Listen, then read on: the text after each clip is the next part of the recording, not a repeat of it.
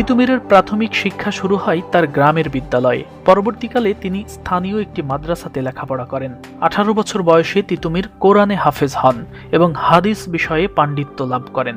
একই সাথে তিনি বাংলা, আরবি ও ফার্সি ভাষায় অধিক জ্ঞান লাভ করেন। বলা হয়ে থাকে, ছোটবেলায় একবার কঠিন অসুখ হয়েছিল তার। ডাক্তার তাকে ভীষণ তেতো ওষুধ দিয়েছিলেন, কিন্তু তেতো ওষুধ হাসি মুখে খাওয়ার কারণে প্রথমে তার নাম হয় তেতো, তেতো থেকে পরে তিতু এবং এর সাথে পদবী মীর যোগ করা হয়। তিতু এবং মীর যোগ করেই তার নাম হয় তিতুমীর।